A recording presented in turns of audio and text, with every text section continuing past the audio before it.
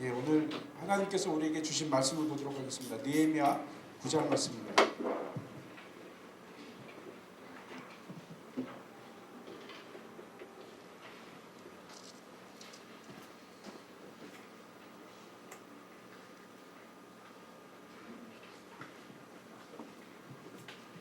느헤미야 9장 1절부터 8절까지 말씀을 우리가 교독하도록 하겠습니다. 제가 먼저 읽겠습니다.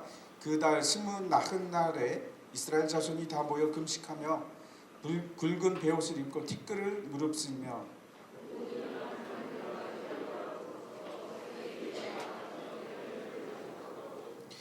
이날에 나 4분의 1은 그 자리에서 서서 그들의 하나님 여호와의 율법책을 낭독하고 나 4분의 1은 죄를 자복하며 그들의 하나님 여호와께 경배하는데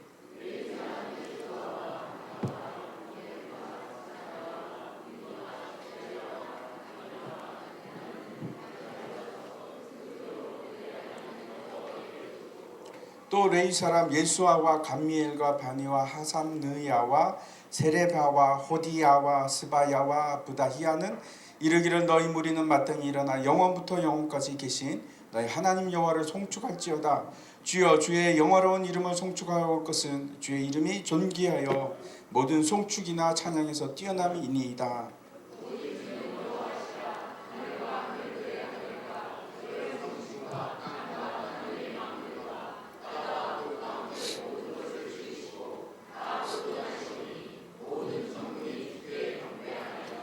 주는 하나님 여호와시라. 옛적에 아브라함을 택하시고 갈대아 우르에서 인도하여 내시고 아브라함이라는 이름을 주시고 그의 마음이 주 앞에서 충성됨을 보시고 그와 더불어 언약을 세우사 가나안 족속과 헷 족속과 아모리 족속과 브리스 족속과 여부스 족속과 기르가스 족속의 땅을 그의 씨에게 주리라 하시더니 그 말씀대로 이루셨사오매 주는 의로우심이로소이다.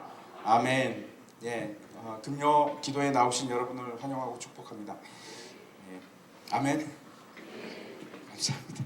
우리가 이제 계속해서 느헤미야를 통해서 부흥을 바라보기를 원합니다. 근데 부흥이라는 단어가 영어로 이제 리바이벌인데 다시 살아나다, 활기를 찼다, 뭐 이런 말입니다. 그런데 이 성경에서 리바이벌이라는 단어를 무엇으로 기록하고 있는가 하면은 하야라는 이제 단어인데 그게 무슨 뜻인가 하면 생명입니다. 생명. 살아있는 실체, 살아있게 만드는 것. 그것이 여러분 부흥입니다. 살아있는 것이 부흥입니다.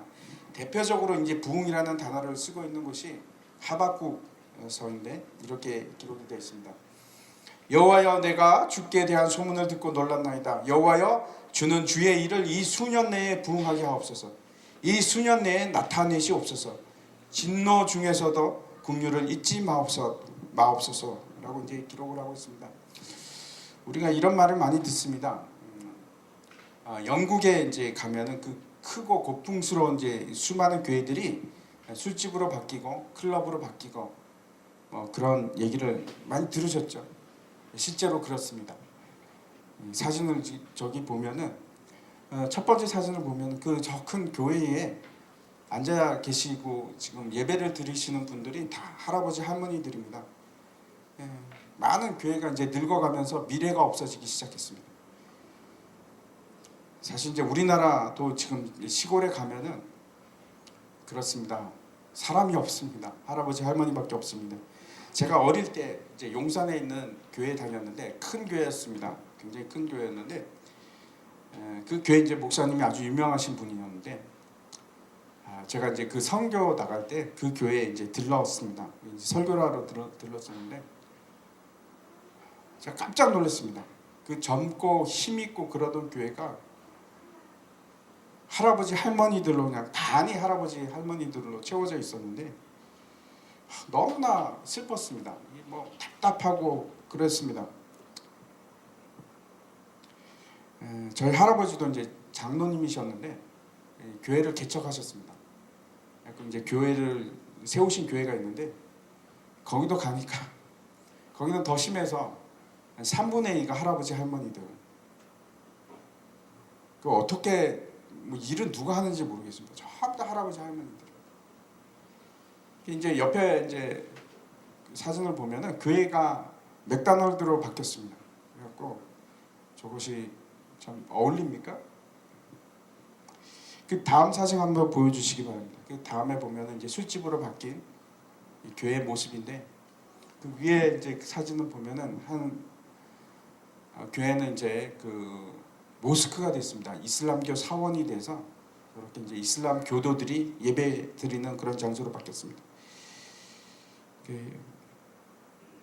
그 다음 한번 보여주십시오. 저기 보면은 이제 영국만 그런 것이 아니고 위쪽에 있는 사진은 네덜란드에 있는 교회입니다. 그런데 그 네덜란드에 있는 교회가 바뀌어서 스케이트보드를 타는 그런 곳이 됐습니다. 그리고 이제 밑에는 여기는 미국입니다. 미국의 침례교인데 침례교가 큰 대형 술집으로 그렇게 치장이 되어 있습니다. 바뀌었습니다. 몇 년 전에 왜 여러분도 잘 아시죠? 기독교에 대해서 말을 함부로 하시는 그 석학이 한 분 계시는데 누군지 아시죠? 그분이 이제 신학교도 나왔습니다. 그리고 이제 기독교를 아주 싫어하십니다. 그분이 이제 하시는 말이 이런 말을 했다고 합니다. 사람들을 교회에 못 가게 해야 하지 않습니까? 그랬더니 그분이 하는 말이 그냥 놔두십시오. 이제 한 10년이나 20년쯤 지나면 지금도 젊은 사람들이 별로 없는데 10년이나 20년만 지나면 점점 심해질 것입니다. 그리고 이제 뭐 가지 말라고 해도 가라고 해도 그때 가면 사람이 없을 겁니다. 더 이상 교회에는 사람이 없을 것입니다. 그런 말을 했습니다. 이분이. 우리보다 이제 그러면서 하는 얘기가 우리보다 한참 신학이나 문화가 앞서 있는 철학이 앞서 있는 저 유럽을 보십시오. 유럽이 다 기독교가 저렇게 되고 있지 않습니까? 우리나라도 곧 저렇게 될 겁니다. 유럽이 우리나라 교회의 미래입니다. 이렇게 얘기를 했습니다. 우리가 이제 유럽의 교회들을 쇠퇴하기 시작한 이유를 한번 생각해 봤으면 좋겠는데, 여러분 왜 유럽 교회가 저렇게 힘이 없어지고 늙어가고 그렇게 되었는가 하면 분명한 팩트가 한 가지 있습니다. 팩트가 한 가지 있는데 그게 유럽이 되었건 미국이 되었건 우리나라도 뭐 마찬가지인데, 언제 저렇게 되기 시작하냐면 하나님의 말씀을 버리기 시작할 때 저렇게 되기 시작합니다. 하나님의 말씀을 버리기 시작하면서 바로 교회가 쇠퇴하기 시작했고, 그리고 또 다르게 하나님의 말씀에 집중하기 시작하면 반드시 뭐가 오기 시작하냐면 부흥이 오기 시작합니다. 유럽과 미국의 교회가 쇠퇴하기 시작했던 것은 결정적인 이유가 하나 있습니다. 자유주의 신학입니다. 자유주의 신학이 뭔가 하면 이 성경의 권위를 부정합니다. 성경은 하나님이 쓴 것이 아니고 사람들이 썼다 하는 것이 이제 자유주의 신학의 가장 큰 핵심입니다. 그런 말을 했던 모든 교회들이 쇠퇴하기 시작했습니다. 뭐 유럽은 거의 모든 교회가 자유주의 신학을 신봉하던 교회들이었습니다.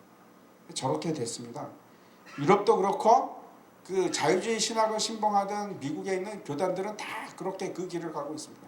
한국도 마찬가지입니다. 한국에도 그 자유주의 신학을 신봉하는 그 교단이 있는데 쇠퇴의 인물입니다. 점점 줄어가고 있습니다. 한국 장로교하고 미국 장로교가 이제 틀린 점이 있는데, 미국의 장로교는 거의 모든 교회가 이 자유주의 신학을 신봉하는 교단입니다. 미국 장로교는 대부분의 미국 장로교는 저렇게 쇠퇴하고 있습니다.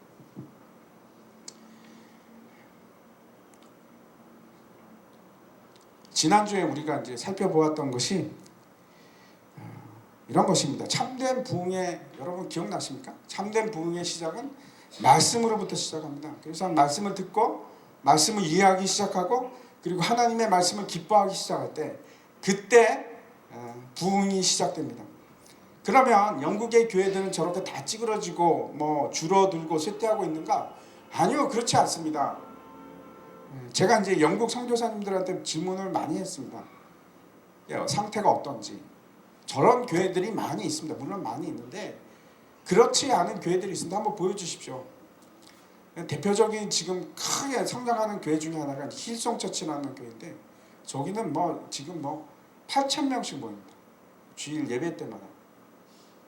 그리고 또 한번 보여주십시오. 그 다음 장에 보면 참 놀라운 것은 교회들이 영국 교회입니다. 저것이 교회들이 기도하기 시작했습니다. 기도해야 하는 교회는 소망이 있습니다.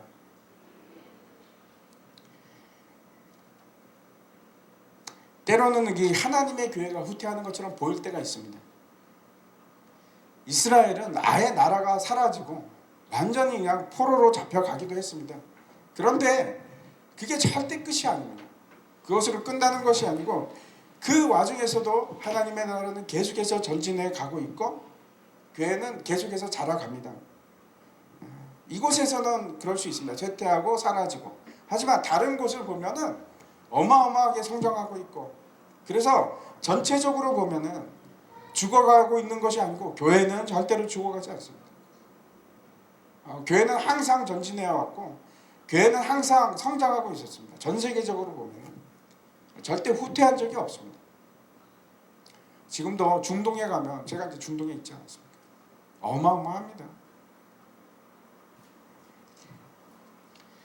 지난 시간에 이제 부흥의 시작은 말씀이다라고 우리가 이제 배웠는데, 오늘은 그 두 번째로 부흥은 생명력이 다시 살아나는 것이고 삶이 솟게 되는 것인데, 그것이 어디로부터 또 시작하느냐. 두 번째입니다. 기도입니다. 기도. 언제나 어떤 부흥이나 마찬가지입니다. 첫 번째 그 말씀이 우리의 심령을 막 찌르기 시작하고, 그 다음에 그 말씀에 찔린 사람들이 어디로 나가기 시작하냐면은 하나님 앞에 나와서 자복하기 시작합니다. 말씀의 능력 때문에 감당을 못하고 하나님 앞에 나오죠. 우리가 왜 메말라가고 있는지, 한국교회가 왜 그동안 그렇게 힘을 못 쓰고 개독교가 되어가고 사람들로부터 지탄을 받기 시작했는지 너무나 분명합니다. 적어도 제가 보기에는 그렇습니다. 첫 번째, 말씀이 아닌 것을 따라가기 시작했습니다. 복음이 아니고 사람의 생각을 쫓아가기 시작했습니다. 교회들도 그렇고요, 우리들도 그랬습니다. 우리가 말씀을 따라간 것이 아니고, 복음을 따라가는 것이 아니고 풍요의 신을 쫓아가기 시작하고 성공의 신을 쫓아가기 시작. 교회가 자기 개발하는 곳처럼 되어서 부를 축적하는 것을 당연시하고, 그게 바알신입니다. 바알신을 섬기기 시작했습니다. 그래서 한동안 한국교회에서 유행하던 것이 고지를 점령하라. 예수 믿는 자들이 고지를 점령해야 된다. 예수 믿는 사람들이 모든 것에 뛰어나고 머리가 돼야 된다. 위로 올라가라. 이게 그냥 한국교회의 전체적인 분위기였습니다. 그런데 성경의 가르침은 그렇지 않습니다. 성경에 어디서 예수 믿는 사람이 위로 올라가라고 말합니까? 낮아지라고 얘기하지. 요즘 이제 제가 이제 누가복음 새벽기도 계속 하고 있는데, 거기 보면 며칠 동안 계속해서 물질에 대해서 나옵니다. 제가 이제 말씀드렸듯이 부자가 뭔가 하면 돈을 사랑하는 사람이 부자입니다. 그리고 돈을 모으는 사람이, 축적하는 사람이 부자입니다. 여러분, 그렇게 하면은 우리가 천국 가기가 힘들어집니다. 돈을 모으기 시작합니다. 그런데 그렇게 돈을 모으는 것에 한국교회가 힘쓰고 막 그 길을 따라가기 시작하다가 너무나 다행인 것은 이제 다시 한국교회가 정신을 차리기 시작했습니다. 너무나 감사합니다. 여러분, 복음과 복음이 아닌 것을 분명히 하시기 바랍니다. 그래서 여러분, 말씀을 아셔야 됩니다. 분명히 구별할 수 있어야 됩니다. 아직도 헷갈리시면 안 됩니다. 제가 이제 처음에 우리 소망교회 왔다가 너무나 놀라운 것이, 어떤 분들이 복음하고 복음이 아닌 것을 구분을 하지 못하시는 겁니다. 뭐가 진짜인지 뭐가 가짜인지, 이게 그건가 저게 그건가. 아니요, 분명하셔야 됩니다.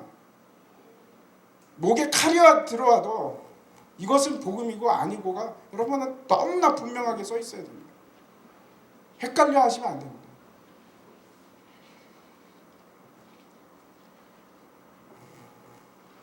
말씀이 떠나고 말씀이 기준이 되지 않기 시작하면 모든 게 다 흔들립니다.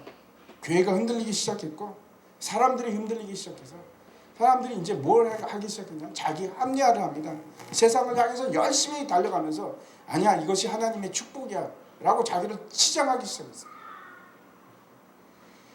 또 한 가지 한국교회가 말씀뿐만 아니고 또 한 가지 잊어버린 것이 있는데 기도입니다. 기도. 회개하고 돌이키는 게 어느 순간에 한국교회에서 사라졌습니다. 회개를 얘기하는 교회가 없어졌습니다. 너무나 놀라운 사실입니다. 지난 과거 몇 년 동안에 한국교회들이 회개하라는 얘기를 아예 하지를 않는 겁니다. 꽤 오랫동안 그렇게 했습니다. 한국교회들이. 무시무시한 일입니다. 교회에서 회개라는 단어가 사라진 것이 얼마나 무시무시한 일입니까? 실제 교회에서 회개하지 않고 하나님은 사랑이십니다, 그냥 오시면 됩니다. 그렇게 하기 시작하면서 목회자들도 회개라는 말을 그냥 금원처럼 여기고 말 못하는 것처럼 여기고 말을 하지 못했습니다. 한국교회의 특징이 새벽 기도였는데 기도하는 인원이 점점 줄기 시작했습니다.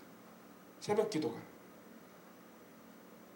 사람들의 삶이 달라져서 그런 건지, 평안해져서 그런 건지, 기도할 일이 이제 없어져서 그런 건지. 다행인 것은 우리 교회에서 지금 계속 이제 자꾸 새벽에 기도하는 분들이 많아졌습니다. 지금은 많아졌습니다. 너무나 감사한 일입니다. 결코 교회가 잊지 말아야 할 것들이 있는데 진리의 말씀을 포기하면 안 됩니다. 교회는 절대로 진리의 말씀을 배우는 것을 게을리해서도 안 되고 진리의 말씀을 타협해서도 안 됩니다. 그리고 이제 두 번째 또 교회가 포기할 수 없는 것이 있는데 이건 기도하는 것입니다. 기도하지 않는다, 교회의 힘을 포기하는 것입니다. 세 번째는 반드시 교회가 해야 될 일이 있습니다. 복음을 외치는 일입니다. 교회가 복음을 외치지 않는다? 그거는 이제 친목단체나 사교단체가 되는 것이지, 아니면 무슨 종교단체가 되는 것이지, 교회는 아닙니다. 교회는 반드시 말씀을 배워야 되고, 교회는 반드시 기도해야 되고, 교회는 반드시 복음을 외쳐야 하십니다. 그거는 절대 타협할 수도 없고 버릴 수도 없습니다. 느헤미야 오늘 이제 9장은 전체가 다 기도에 대한 내용입니다. 이것이 여러분 부흥의 핵심의 두 번째, 첫 번째 말씀이었고 두 번째는 기도하는 것입니다. 이제 본문으로 돌아가서 우리가 9장 말씀을 이제 쭉 볼 텐데 그 느헤미야의 그 9장에 나오는 그 레위인의 기도가 나옵니다. 제사장의 기도가 나오는데 이 핵심 주제가 뭔가 하나님이 어떤 분이신가 하는 것입니다. 하나님이 누구신가? 하나님은 그 백성에게 무엇을 하셨는가?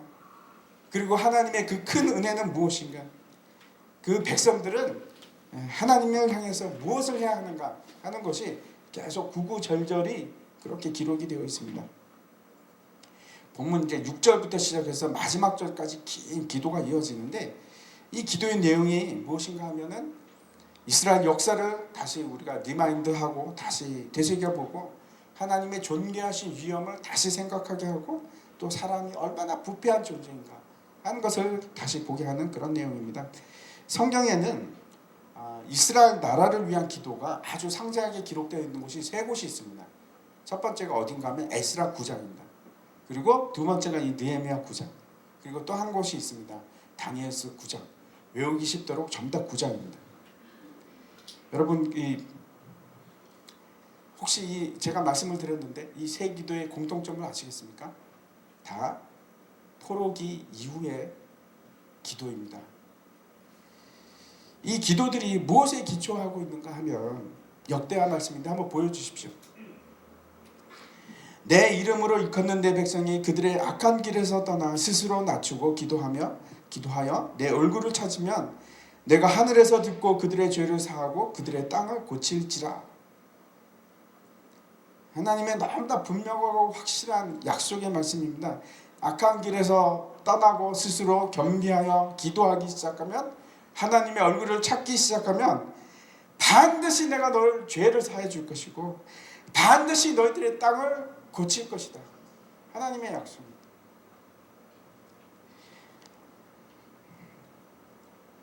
제가 이제 몇 번 여러분에게 말씀드린 적이 있는데, 여러분, 대한민국은 기도로 시작한 나라입니다. 그 입법 제헌 국회가 기도로 시작했습니다. 우리나라가 그렇지 않습니까? 지금 힘들고 어렵고 경제가 점점 엉망으로 되어 있고 실업률이 높고 많은 사람들이 아파하고 있고 병들고 마음이 병들어 있고, 해답이 어디 있습니까? 우리가 어떻게 이 어려운 시대를 해결을 해야 됩니까? 절대 해답은 딴 곳에 있지 않습니다. 아무리 우리가 창조 경제를 하건 어떤 해법을 가지고 오건 거기에 답이 있는 건 아닙니다. 그 무엇이 이걸 바꿀 수 있겠습니까? 아닙니다. 불가능합니다. 유일한 방법은 기도하는 겁니다. 우리 교회는 여러분, 한국을 대표하는 대표성을 가지고 있습니다. 절대로 교회를 만만히 생각해서는 안 됩니다. 한국을 어떻게 지탱하고 있는가? 교회로 지탱이 되어야 됩니다. 교회가 허물어지면 한국도 끝입니다.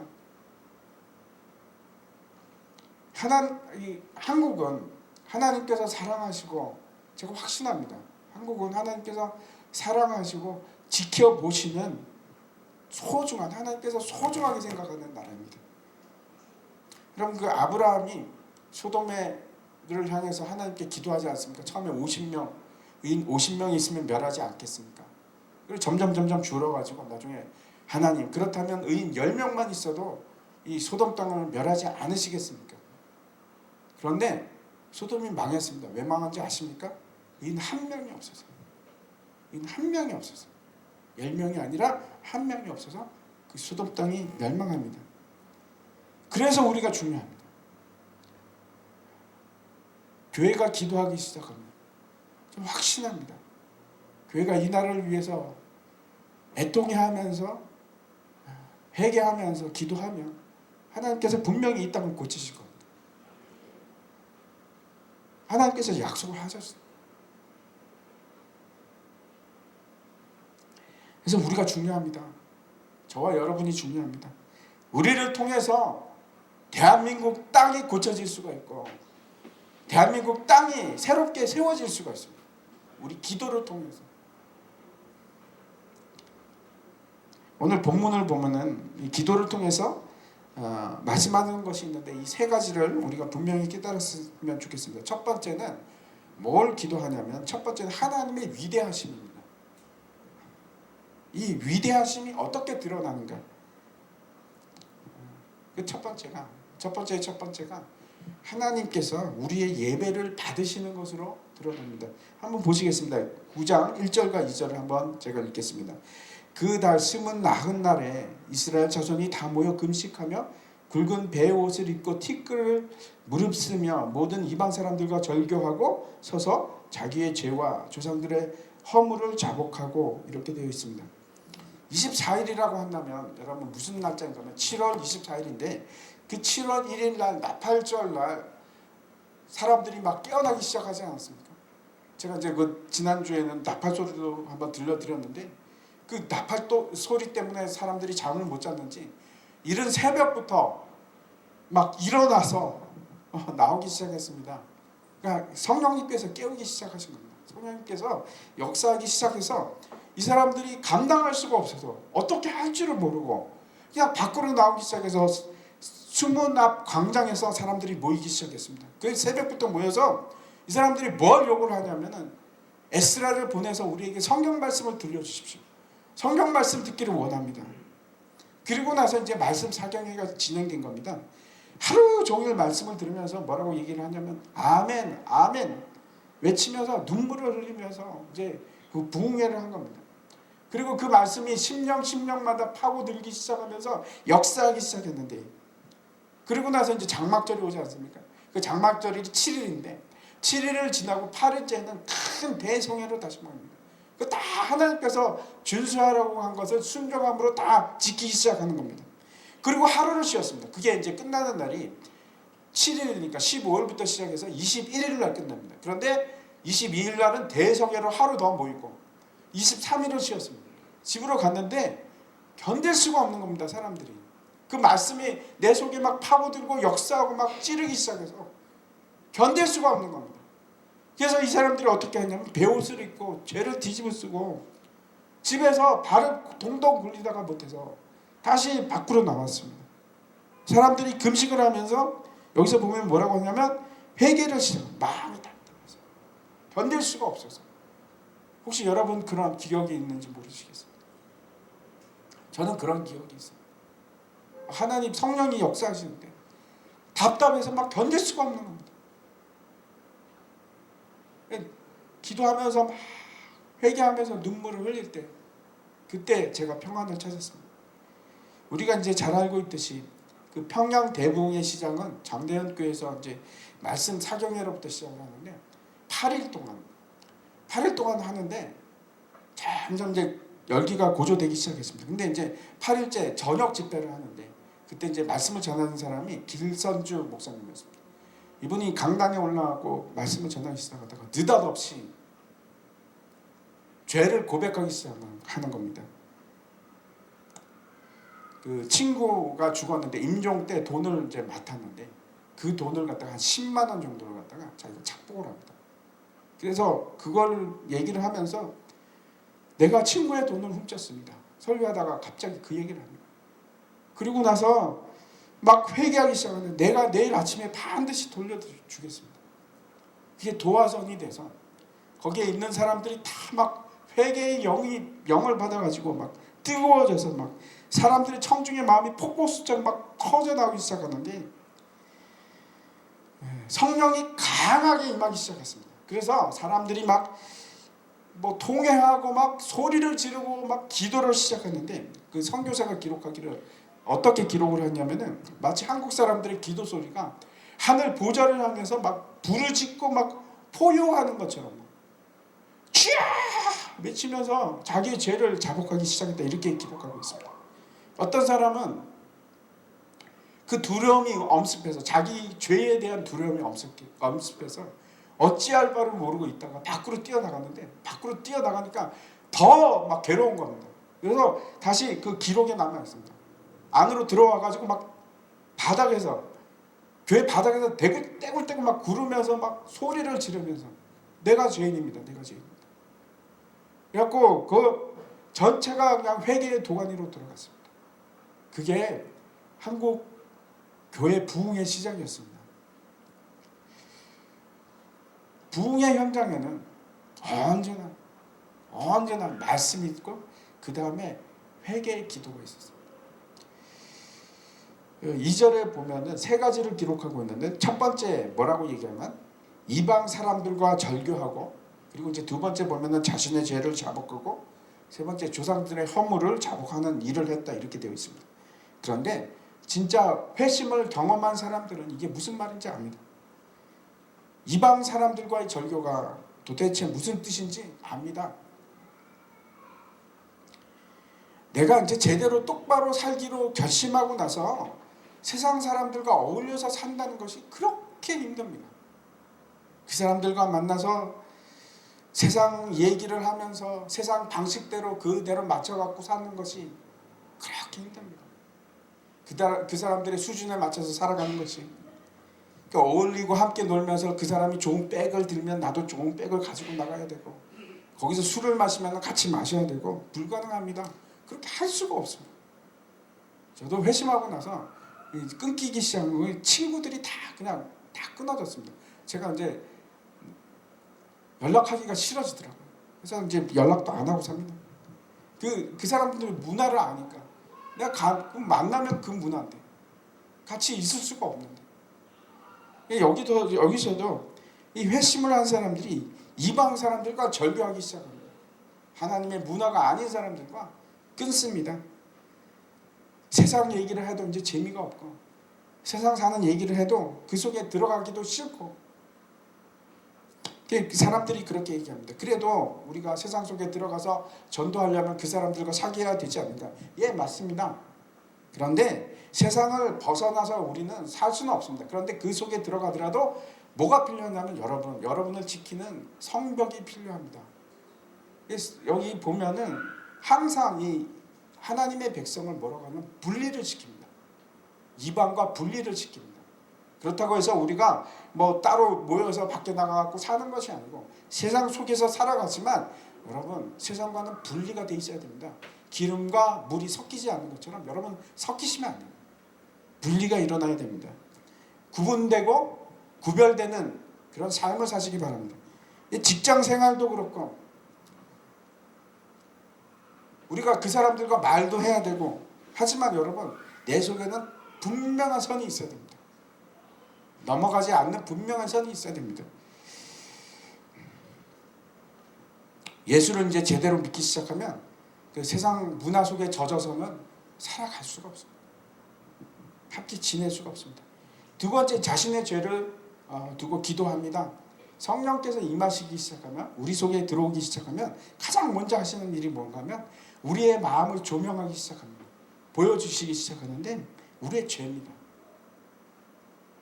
성령님께서는 거룩하신 분이시기 때문에 절대로 죄와 함께 거하실 수가 없습니다.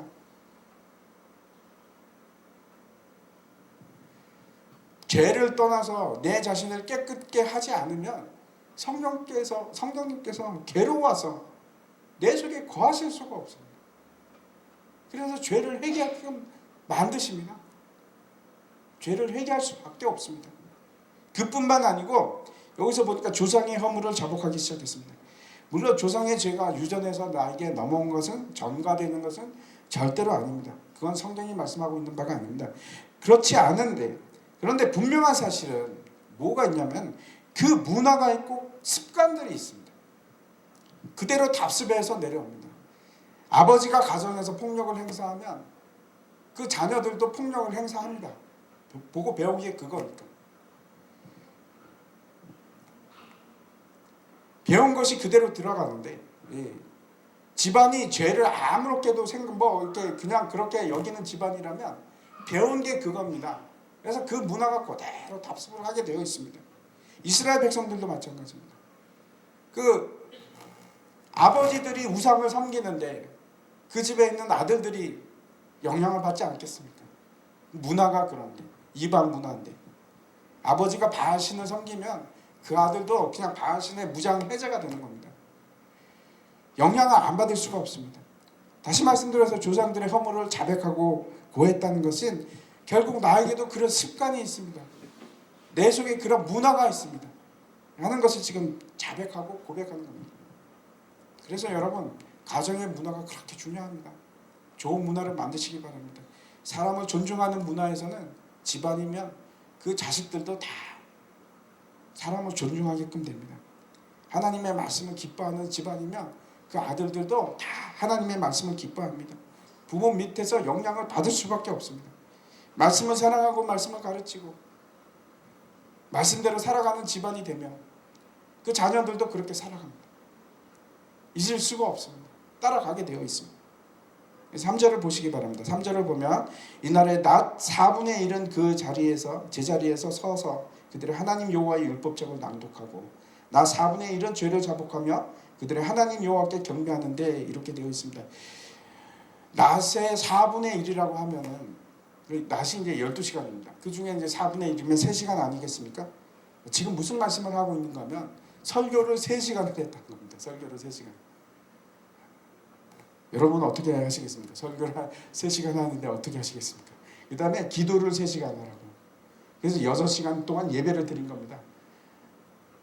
아마 이렇게 하면 요즘은 견디는 사람이 없을 겁니다.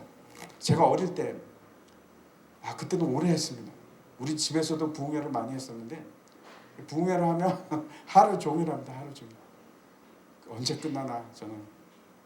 보통 밤낮으로 했습니다.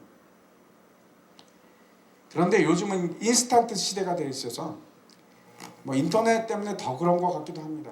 지금은 이제 인터넷에 클릭을 해서 10초 내에 결과가 안 나오면 바로 닫아버린다고 합니다. 설교도 길면 사람들이 좋아하지 않습니다.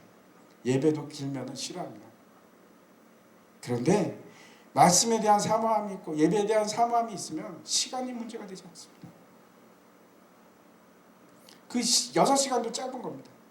이 이스라엘 백성들에게 있어서는 3시간 동안 쫑긋거리면서 하나님의 말씀을 듣고 3시간 동안 울면서 기도하고 그래도 막 짧은 겁니다. 시간이. 4절을 보면 레위 사람들이 먼저 앞서서 이제 시작합니다. 그 4절에 보면 이렇게 되어 있습니다. 레위 사람 예수아와 바니와 감미엘과 스바냐와 분니와 세레비아와 바니와 그나니는 단에 올라서서 큰 소리로 그들의 하나님 여호와께 부르짖고. 여러분 무슨 이걸 느낌이 드십니까? 레위 사람들이 단 위에 올라가서 하나님께 그 사람들이 먼저 부르짖기 시작했습니다. 이 레위 사람들은 예배를 돕는 사람들입니다. 근데 그 사람들이 먼저 올라가서 하나님께 부르짖습니다. 주여 삼창은 우리만 한 것이 아니고 이때 벌써 이스라엘 사람들이 주여 외치기 시작했다고 여기 분명히 기록하고 있습니다. 그리고 5절을 보면 하나님을 찬양하기 시작합니다. 이 본문을 보면은 예배가 무엇인지 그 요소들을 잘 드러내고 있는데, 참된 예배라는 것이 어떤 것이냐면 말씀을 듣는 일이 있고, 그리고 또 하나님을 찬양하고 기도하고 죄를 자복하고, 그리고 하나님이 기뻐하지 않으시는 것으로부터 분리하고 단절을 하는 일을 하는 것이, 그것이 예배입니다. 정확하게 지금 여기서 그렇게 얘기하고 있습니다. 그 토저라는 분이 쓴 그 글이 있습니다. 그 뭐라고 하시냐면은 이렇게 얘기합니다. 우상 숭배라는 것의 본질이 무엇인가? 우상 숭배의 본질은 무엇이냐면, 여러분, 하나님을 가치 없게 여기는 것이 우상 숭배의 시작입니다. 내가 하나님을 가치 없게 여기기 시작하면 그때부터 내 속에 우상이 자라기 시작합니다. 이 로마서에도 그렇지 않습니까? 내가 하나님을 두기 싫어하면 뭘 만들기 시작하냐면 사람들이 우상을 만들기 시작합니다. 그래서 성경을 더 많이, 더 깊이 우리가 알아갈수록, 그리고 그 말씀에 더 많이 반응을 할수록 우리에게 쌓여가는 것이 있습니다. 그것이 뭔가 하면 하나님을 깊이 알아가는 지식과, 그리고 하나님을 사랑하는 사랑입니다. 그래서 이제 예배 가운데 반드시 필요한 것이 있는데, 그것이 이제 말씀입니다. 말씀을 통해서 우리가 축복을 누리게 되는 겁니다. 여러분, 그래서 우리가 말씀을 듣습니다. 예배 시간에는 말씀을 통해서 하나님께서 우리에게 말씀하시고, 우리는 기도와 찬양을 통해서 하나님께 말씀을 하고 말을 하고, 그것이 예배입니다. 5절을 보면 이렇게 되어 있습니다. 너희 무리는 마땅히 일어나 영원부터 영원까지 계신 너희 하나님 여호와를 송축할지어다. 죄를 자복하고, 우리가 이제 넘어질 때가 있습니다. 실패할 때가 있습니다. 분명히 그럴 때가 있습니다. 그런데 여러분 기억하시기 바랍니다. 바로 주님께 나와서 죄를 회개하고 자복하는 일을 즉시 하시기 바랍니다.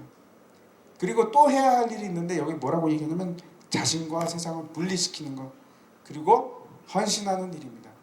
내가 세상과 분리시키지 않고 헌신하면 그걸 뭐라고 하냐면 위선이라고 합니다. 내가 세상과 분리된 채로 있지도 않으면서 하나님께 헌신합니다. 어떻게 뭘 헌신하겠다는 겁니까? 분리가 안 돼 있는데 그걸 위선이라고 하고, 만약에 내가 세상과 분리하고 하나님께 헌신하지 않으면 어떤 상태가 되냐면 고립이 됩니다. 여러분 외톨이가 되는 겁니다. 하나님과 함께 하셔야 됩니다. 내 자신을 하나님께 드릴 때, 연합될 때, 그때 여러분 세상과 분리하는 것이 이제 확실해지는 겁니다. 그리고 그것이 능력이 됩니다. 헌신을 위해서는 반드시 세상과 분리가 되셔야 됩니다. 아브라함이 그래서 고향 친척 아비 본토 집을 떠납니다. 세상과의 분리가 반드시 처음에 일어나야 됩니다.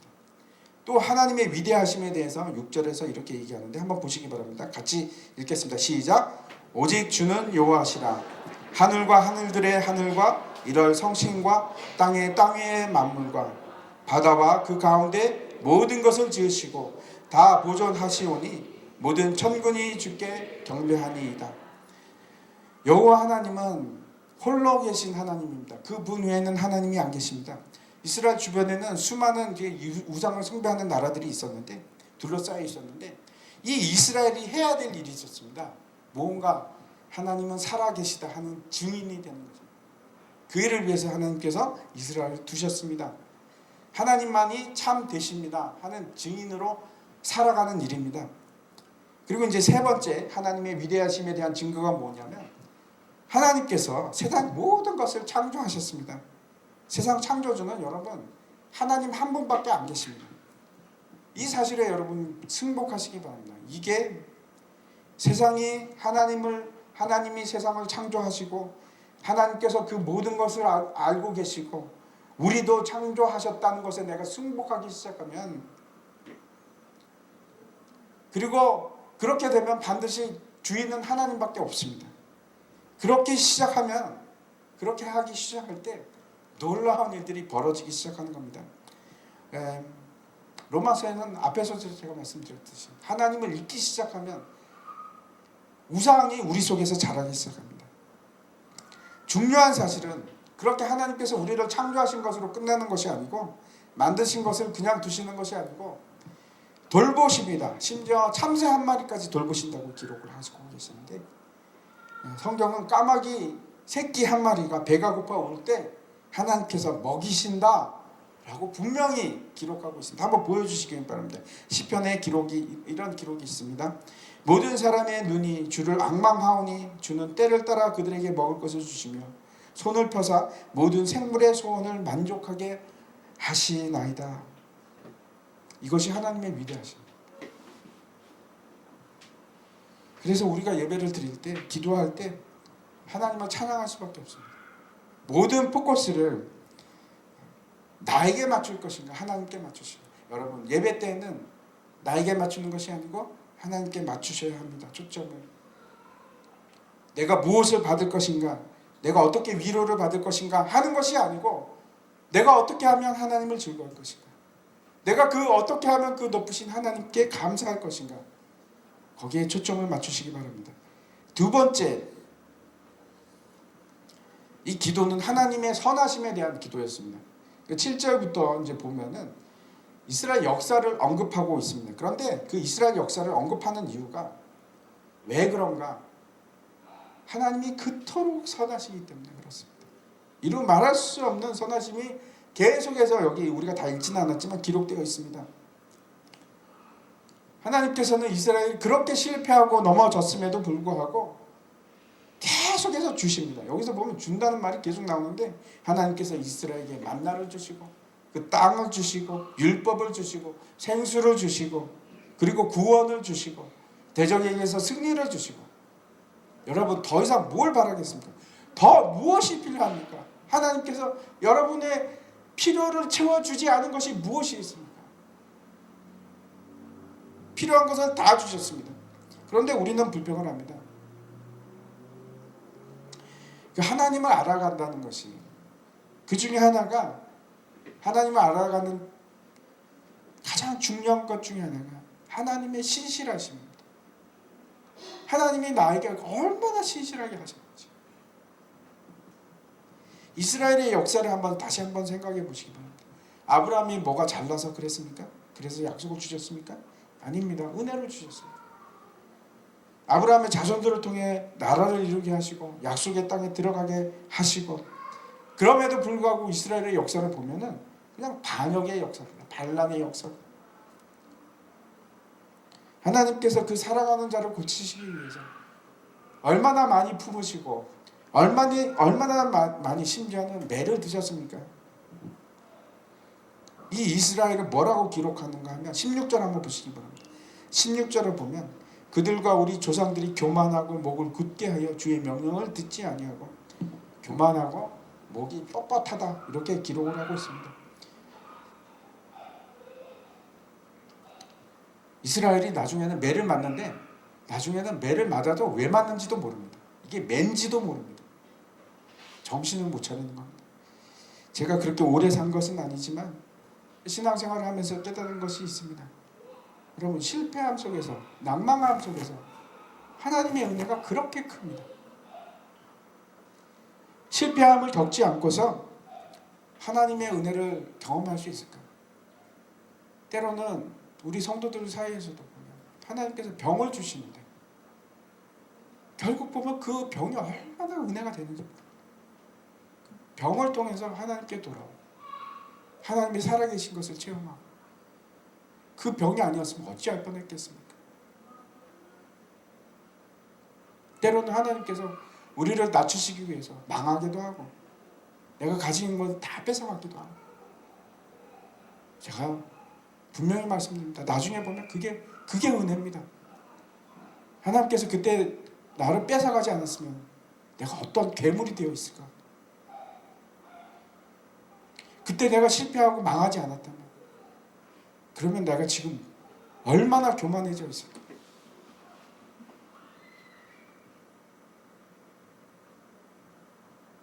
오히려 계속 성공하고 잘 나간다면 그게 정말 하나님의 축복일까요? 때로는 병이 축복입니다. 병 때문에 내가 하나님께 다시 돌아오고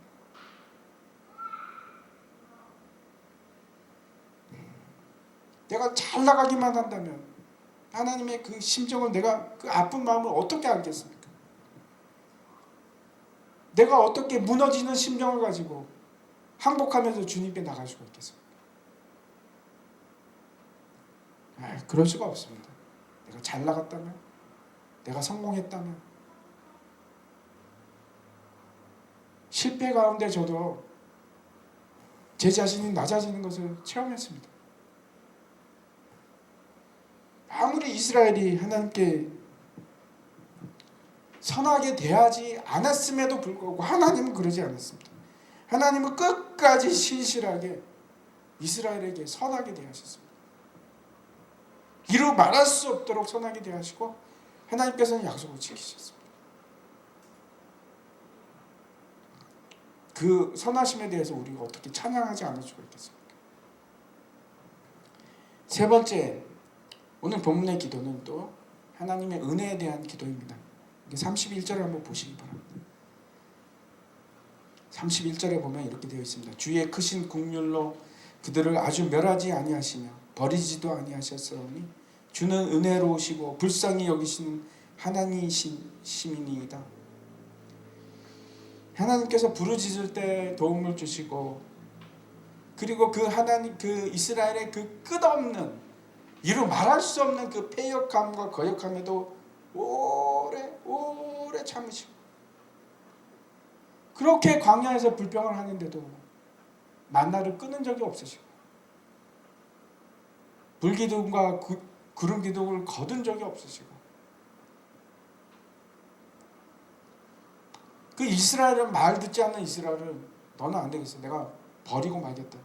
포기하고 멸망시키고 새로운 민족을 택하시지 않으시고 그렇게 하지 않으셨습니다. 이 약속을 지키십니다. 처음에 그 약속을 지키십니다. 어떻게 하나님께서 나에게 이렇게 잘해 주실 수가 있을까?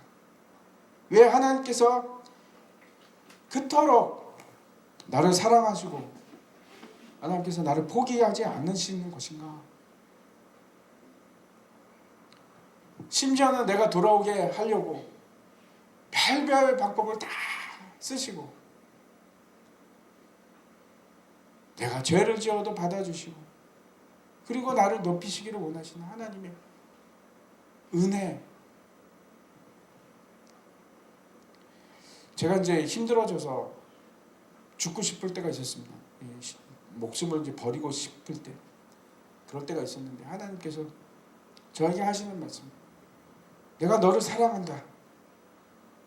그 말씀이 그냥 듣기 좋으라고 하는 그런 말이 아니고 그 말을 듣는데 그 말이 너를 사랑한다는 말이 가슴을 파고들기 시작하는데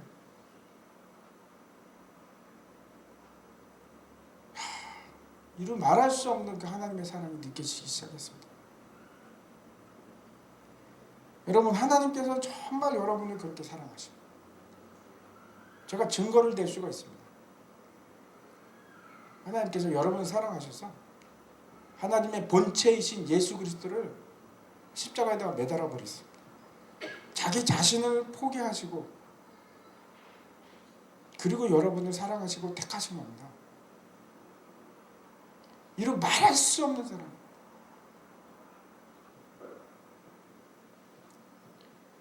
그 사랑을 이제는 받아들이시기 바랍니다. 그 받아들이기 시작하면서 모든 회복의 역사가 시작되는 겁니다. 땅이 고쳐지기 시작하고 우리의 마음이 치유되기 시작하고 하나님께서는 우리를 사랑하시기 때문에 절대로 우리에게 주시는 길은 선한 길입니다. 믿으시기 바랍니다. 심지어는 그것이 고통의 길이라고 할지라도 그게 나한테 지금 당장에 필요한 길입니다. 심지어는 그것이 암이라고 할지라도 그것이 필요해서 나한테 주시는 겁니다.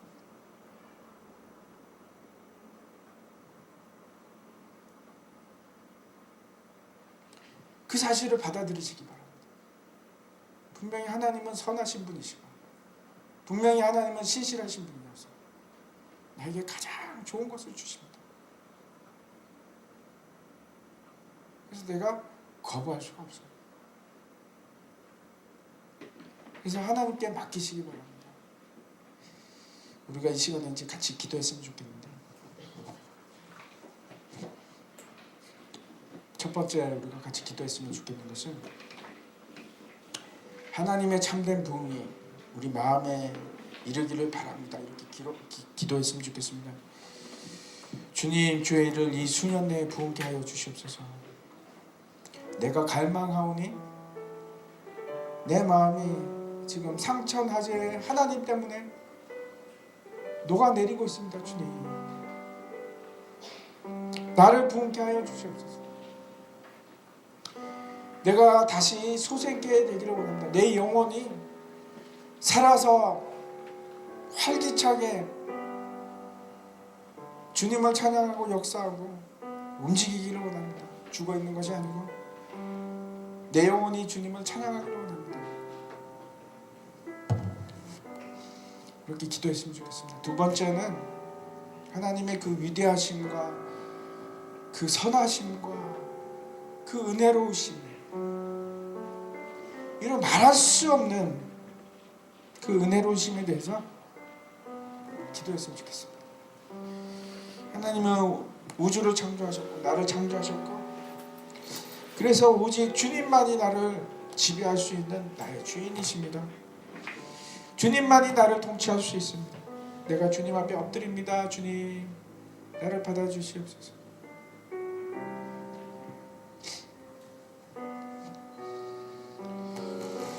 주님께서 나를 그렇게 선하게 대해주셨는데 내가 죄를 지을 때나 내가 주님을 떠날 때나 주님께서 한결같이 나를 기억하시고 내 모든 죄를 도말하여 주시고 나를 은혜의 자주로 이끌어 주셨습니다.